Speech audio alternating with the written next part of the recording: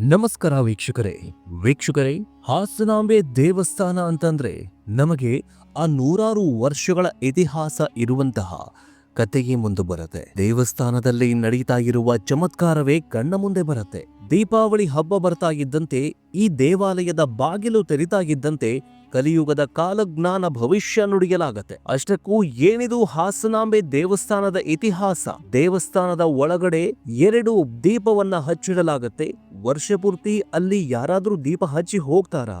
ದಿನವೂ ಕೂಡ ಅಲ್ಲಿ ಬಾಗಿಲು ಕ್ಲೋಸ್ ಆಗಿದ್ರು ದಿನ ಪೂಜೆ ಯಾರು ಮಾಡಿ ಹೋಗ್ತಾರೆ? ಹೂವುಗಳನ್ನ ಯಾರಿಡ್ತಾರೆ? ಅನ್ನ ಪ್ರಸಾದವನ್ನ ಯಾರಿಡ್ತಾರೆ? ವರ್ಷ ಪೂರ್ತಿ ಮಾಡಲಾದ ಪೂಜೆಯ ಹೂಗಳು, ಅನ್ನ ಪ್ರಸಾದ ಮತ್ತು ದೀಪ ವರ್ಷದ ನಂತರವೂ ಹಾಗೇ ಇರತ್ತಲ್ಲ. ಇದರ ಹಿಂದಿರುವ ಚಮತ್ಕಾರ ಏನು, ಇದರ ಹಿಂದಿನ ಐತಿಹಾಸಿಕ ಕತೆ ಏನು ಅನ್ನೋದರ ಬಗ್ಗೆ ಮಾಹಿತಿಯನ್ನ ಕೊಡ್ತಾ ಹೋಗ್ತೀವಿ. ಇದರ ಜೊತೆಗೆ ಇದೇ ಹಾಸನಾಂಬ ದೇವಸ್ಥಾನದಲ್ಲಿ ಕಾಲಜ್ಞಾನವನ್ನ ನುಡಿಯಲಾಗತ್ತೆ. ಮುಂಬರೋ ವರ್ಷದ ಭವಿಷ್ಯವಾಣಿಯನ್ನ ನುಡಿಯಲಾಗತ್ತೆ. ಇದು ಯಾರಿಗೂ ಗೊತ್ತಿಲ್ಲ. ಇವತ್ತು ಈ ವಿಷಯವನ್ನ ರಿವೀಲ್ ಮಾಡ್ತೀವಿ. ವಿಡಿಯೋ ಶುರು ಮಾಡೋದಕ್ಕಿಂತ ಮುಂಚೆ ಹಾಸನಾಂಬೆ ದೇವಸ್ಥಾನದ ಬಗ್ಗೆ ನಿಮ್ಮ ಅನಿಸಿಕೆಯನ್ನು ಕಮೆಂಟ್ ಮೂಲಕ ತಿಳಿಸಿ. ಹಾಸನಾಂಬೆ ದೇವಸ್ಥಾನಕ್ಕೆ ನೀವು ಕೂಡ ಭೇಟಿ ನೀಡಿದ್ದೀರಾ? ಈ ಟಿಕೆಟ್ ದರ ಏನಾದ್ರೂ ಕಡಿಮೆ ಮಾಡಬೇಕಾ? ಹೇಗಿದೆ ಅಲ್ಲಿನ ವ್ಯವಸ್ಥೆ ಅನ್ನೋದರ ಬಗ್ಗೆಯೂ ಕೂಡ ಕಮೆಂಟ್ ಮೂಲಕ ತಿಳಿಸಿ. ಬನ್ನಿ ವಿಡಿಯೋವನ್ನ ಶುರು ಮಾಡೋಣ. ನೂರಾರು ಅಲ್ಲ, ಸಾವಿರಾರು ರೂಪಾಯಿ VIP ಟಿಕೆಟ್ ಅನ್ನ ಪಡೆದುಕೊಂಡು ದೇವಿಯ ದರ್ಶನ ಪಡೆಯುವ ಏಕೈಕ ದೇವಸ್ಥಾನ ಅಂತಂದ್ರೆ ಅದುವೇ ಹಾಸನಾಂಬ ದೇವಸ್ಥಾನ. ನೂರಾರು ವರ್ಷಗಳ ಇತಿಹಾಸ ಹೊಂದಿರುವ ಹಾಸನಾಂಬೆ ದೇವಿ ದೇಗುಲದ ಗರ್ಭಗುಡಿಯ ಬಾಗಿಲು ವರ್ಷಕ್ಕೊಮ್ಮೆ ಮಾತ್ರ ತೆರೆಯುತ್ತೆ. ಶಕ್ತಿ ದೇವತೆಯಾಗಿರುವ ಹಾಸನಾಂಬೆಯ ದರ್ಶನ ಪಡೆಯುವುದಕ್ಕೆ ಭಕ್ತಾದಿಗಳು ಸಾವಿರಾರು ರೂಪಾಯಿ ಖರ್ಚು ಮಾಡಿ ದೇವಿಯ ದರ್ಶನವನ್ನ ಪಡಿತಾರೆ. ಈ ದೇವಿಯ ದರ್ಶನವನ್ನ ಪಡೆಯೋದಕ್ಕೆ ರಾಜ್ಯ ಅಷ್ಟೇ ಎಲ್ಲ ಹೊರ ರಾಜ್ಯಗಳಿಂದಲೂ ಕೂಡ ಹಾಸನಕ್ಕೆ ಬರ್ತಾರೆ. ಕರ್ನಾಟಕದ ಅತಿ ದೊಡ್ಡ ಅಥವಾ ಉತ್ಸವಗಳಲ್ಲಿ ಹಾಸನಾಂಬ ಉತ್ಸವವೂ ಕೂಡ ಒಂದಾಗಿದೆ. ಸಪ್ತ ಮಾತೃಕೆ ಎಂದು ಕರೆಯಲ್ಪಡುವ ಹಾಸನಾಂಬೆಯ ದೇವಾಲಯ ವರ್ಷಕ್ಕೆ ಒಮ್ಮೆ ಮಾತ್ರ ಬಾಗಿಲು ತೆರೆಯುವ ವಿಶಿಷ್ಟ ಪದ್ಧತಿಯನ್ನು ಹೊಂದಿದೆ. ಇದೇ ಕಾರಣಕ್ಕೆ ಹಾಸನಾಂಬ ದೇವಾಲಯ ಪ್ರಸಿದ್ಧಿ ಪಡೆದಿದ್ದು, ದೀಪಾವಳಿ ಸಂದರ್ಭದಲ್ಲಿ ದೇಶ ವಿದೇಶಗಳಿಂದ ಪ್ರವಾಸಿಗರು ಹಾಸನಾಂಬೆಯ ಅಪರೂಪದ ದರ್ಶನವನ್ನ ಪಡೆದುಕೊಳ್ಳುತ್ತಾರೆ. ಹಾಸನಕ್ಕೆ ಹಾಸನ ಎಂಬ ಹೆಸರು ಬರುವುದಕ್ಕೆ ಜಿಲ್ಲೆಯ ಶಕ್ತಿ ದೇವತೆ ಹಾಸನಾಂಬೆ ಕಾರಣ ಅಂತ ಹೇಳಲಾಗತ್ತೆ. ಹಾಸನ ಅಂತಂದ್ರೆ ತಕ್ಷಣ ನೆನಪಾಗೋದು ಬೇಲೂರು ಹಳೆಬೀಡಿನ ವಿಶ್ವವಿಖ್ಯಾತ ಶಿಲ್ಪಕಲೆ. ಹೊಯ್ಸಳರ ವಾಸ್ತುಶಿಲ್ಪಕ್ಕಾಗಿ ಪ್ರಪಂಚದಾದ್ಯಂತ ಹಾಸನ ಪ್ರಸಿದ್ಧಿಯನ್ನ ಪಡೆದುಕೊಂಡಿದೆ. ಅದರ ಜೊತೆಗೆ ಹಾಸನಾಂಬ ದೇವಸ್ಥಾನ ಕೂಡ ತನ್ನ ವಿಶಿಷ್ಟ ಪದ್ಧತಿಯೊಂದಿಗೆ, ವಿಶಿಷ್ಟ ಆಚರಣೆಯೊಂದಿಗೆ ಭಕ್ತರ ಗಮನ ಸೆಳೆಯುತ್ತದೆ. ಹಾಸನಾಂಬೆಯು ವರಪ್ರದಾಹಿನಿ ಮತ್ತು ತನ್ನ ಭಕ್ತರ ಇಷ್ಟಾರ್ಥಗಳನ್ನ ಈಡೇರಿಸುವ ದೇವಿ ಅಂತ ಭಕ್ತರು ನಂಬಿದ್ದಾರೆ. ವರ್ಷಕ್ಕೆ ಒಮ್ಮೆ ಆಶ್ವಯುಜ ಮಾಸದ ಹುಣ್ಣಿಮೆಯ ನಂತರ ಬರುವ ಗುರುವಾರದಂದು ಹಾಸನಾಂಬ ದೇವಾಲಯದ ಬಾಗಿಲನ್ನ ಓಪನ್ ಮಾಡಲಾಗತ್ತೆ ಮತ್ತು ಬಲಿಪಾಡ್ಯದ 3ನೇ ದಿನ ಬೆಳಗ್ಗೆ ದೇವಸ್ಥಾನದ ಬಾಗಿಲನ್ನ ಹಾಕಲಾಗತ್ತೆ, ಅಂದ್ರೆ ಕ್ಲೋಸ್ ಮಾಡಲಾಗತ್ತೆ. ಬಾಗಿಲು ಮುಚ್ಚುವ ದಿನ ಹಚ್ಚಿದ ದೀಪವು ಮುಂದಿನ ವರ್ಷ ಬಾಗಿಲು ತೆರೆಯುವ ತನಕ ಗರ್ಭಗುಡಿಯಲ್ಲಿ ಉರಿಯುತ್ತಲೇ ಇರುತ್ತೆ. ಇದುವೇ ಈ ದೇವಸ್ಥಾನದ, ಇದುವೇ ಈ ಶಕ್ತಿ ಪೀಠದ ವಿಶೇಷ ಅಂತಾನೆ ಹೇಳಬಹುದು. ಇನ್ನು ದೇವಿಗೆ ಮುಡಿಸಲಾದಂತಹ ಹೂವು ಕೂಡ ಬಾಡಿರೋದಿಲ್ಲ, ಇಟ್ಟ ಅನ್ನ ಹಡಸೋದಿಲ್ಲ. ಇದು ಹಾಸನಾಂಬೆ ದೇವಿಯ ವಿಶೇಷ ಮತ್ತು ಕಲಿಯುಗದಲ್ಲಿ ಘಟಿಸುತ್ತಿರುವ ಚಮತ್ಕಾರವೇ ಸರಿ. ಇನ್ನು ವರ್ಷಕ್ಕೆ ಒಮ್ಮೆ ಗರ್ಭಗುಡಿಯ ಬಾಗಿಲನ್ನ ತೆರೆದ ಕೂಡಲೇ ದೇವಿಯ ದರ್ಶನಕ್ಕೆ ಅವಕಾಶ ಇರೋದಿಲ್ಲ. ಹಾಗೊಂದು ವೇಳೆ ಬಾಗಿಲು ತೆರೆದ ಕೂಡಲೇ ದೇವಿಯ ದರ್ಶನ ಪಡೆದ್ರೆ ಅಪಾಯವಾಗುವ ಸಾಧ್ಯತೆ ಹೆಚ್ಚಿದೆ ಎನ್ನುವುದು ಜನರ ನಂಬಿಕೆ. ಈ ಹಿನ್ನೆಲೆ ದೃಷ್ಟಿ ನಿವಾರಣೆಗೆ ಬಾಳೆ ಮರವನ್ನ ಕಡಿದ ಬಳಿಕ ಹಾಸನಾಂಬೆಯ ದರ್ಶನಕ್ಕೆ ಭಕ್ತರಿಗೆ ಅವಕಾಶ ಮಾಡಿಕೊಡುವ ಸಂಪ್ರದಾಯ ರೂಢಿಯಲ್ಲಿದೆ. ಹಾಸನಾಂಬೆಯ ದರ್ಶನಕ್ಕಾಗಿ ದೇಶ ವಿದೇಶಗಳಿಂದ ಸಾಕಷ್ಟು ಜನರು ಬರ್ತಾರೆ. ಇನ್ನು ಹಾಸನಾಂಬೆ ದೇವಿಯ ದೇವಾಲಯದ ಇತಿಹಾಸ ಏನು? ಹಾಸನಾಂಬ ದೇವಾಲಯವು ಸುಮಾರು 800 ವರ್ಷಗಳಷ್ಟು ಹಳೆಯದಾದ ಇತಿಹಾಸವನ್ನ ಹೊಂದಿದೆ.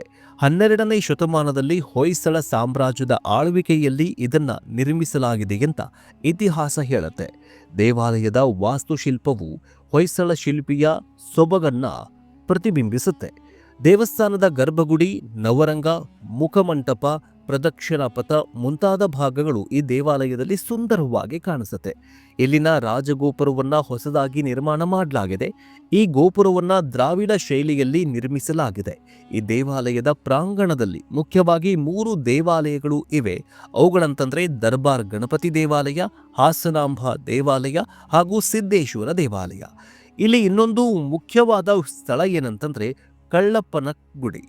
ಇಲ್ಲಿ 3 ವಿಗ್ರಹಗಳಿದ್ದು ಅವುಗಳು ದೇವಾಲಯವನ್ನ ಕಳ್ಳತನ ಮಾಡಲು ಬಂದು ದೇವಿಯ ಅಪಕೃಪೆಗೆ ಒಳಗಾದ ಕಳ್ಳರದ್ದು ಅಂತ ಹೇಳಲಾಗತ್ತೆ. ಹಿಂದೆ ಹಾಸನಕ್ಕೆ ಸಿಂಹಾಸನಪುರ ಎಂಬ ಹೆಸರಿತ್ತು. ಅದು ಕಾಲನಂತರ ಹಾಸನ ಅಂತ ಆಯಿತು. ಹಿಂದೆ ಸುಮಾರು 12ನೇ ಶತಮಾನದಲ್ಲಿ ಹೊಯ್ಸಳರ ಕಾಲದಲ್ಲಿ ಒಂದು ವಿಗ್ರಹ ಸಿಕ್ಕಿತು.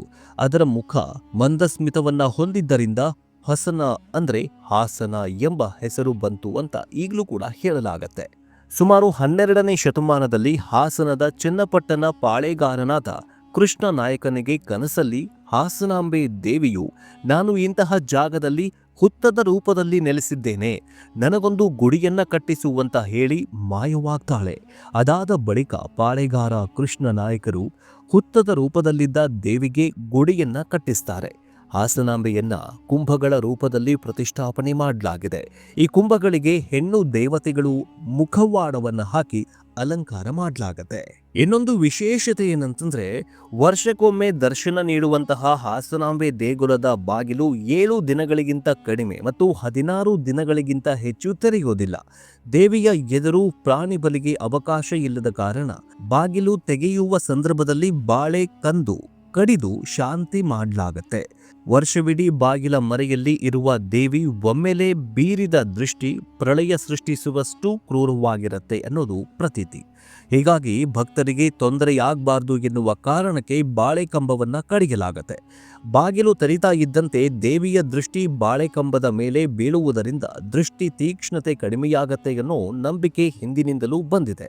ಇನ್ನೊಂದು ವಿಶೇಷ ಅಂದ್ರೆ ಕಳೆದ ವರ್ಷ ಬಾಗಿಲು ಮುಚ್ಚುವಾಗ ದೇವಿಯ ಎದುರು ಇಟ್ಟ ಹೂವು ಮಾರನೇ ವರ್ಷ ಬಾಗಿಲು ತೆರೆದಾಗ ಹಾಗೆಯೇ ಇರತ್ತೆ. ಹಚ್ಚಿಟ್ಟ ದೀಪ ಉರಿತಾನೆ ಇರುತ್ತೆ. ನೈವೇದ್ಯವೂ ಕೂಡ ಹಾಗೆ ಇರುತ್ತೆ. ಇದೆಲ್ಲವೂ ಕಲಿಯುಗದಲ್ಲಿ ಸೃಷ್ಟಿ ಮಾಡ್ತಾ ಇರುವಂತಹ ಚಮತ್ಕಾರನೇ ಅಂತಾನೆ ಹೇಳಬಹುದು. ಒಂದೇ ಒಂದು ಸರ್ತಿ ಒಂದು ವರ್ಷ ಇಟ್ಟಂತಹ ಹೂವು ಬಾಡಿದ್ರೆ ಏನಾಗತ್ತೆ, ಹಚ್ಚಿದಂತಹ ದೀಪ ಆರಿದ್ರೆ ಏನಾಗತ್ತೆ, ಕೊಡಲಾದಂತಹ ನೈವೇದ್ಯ ಹಳಸಿದ್ರೆ ಏನಾಗತ್ತೆ, ಇವೆಲ್ಲವೂ ಕೂಡ ತಾಯಿ ಕೋಪಕ್ಕೊಳಗಾಗಿದ್ದಾಳೆ. ಮುಂಬರುವ ವರ್ಷ ಅಂದ್ರೆ ದೀಪಾವಳಿಯಿಂದ ಮುಂದಿನ ದೀಪಾವಳಿಯವರೆಗೆ ಏನೋ ಒಂದು ಆಗತ್ತೆ, ಅಂದ್ರೆ ವಿಶ್ವ ಪ್ರಳಯ ಸಂಭವಿಸತ್ತೆ, ಕಲಿಯುಗ ಅಂತ್ಯದ ಆರಂಭವಾಗತ್ತೆ ಅನ್ನುವಂತಹ ಮಾತುಗಳು, ಅನ್ನುವಂತಹ ಮುನ್ಸೂಚನೆಗಳನ್ನ ಈ ಪ್ರಸಾದಗಳ ರೂಪದಲ್ಲಿ ತಾಯಿ ಹಾಸನಾಂಬೆ ನೀಡುತ್ತಾಳೆ ಅನ್ನೋ ಪ್ರತೀತಿ ಈಗಲೂ ಕೂಡ ಇದೆ.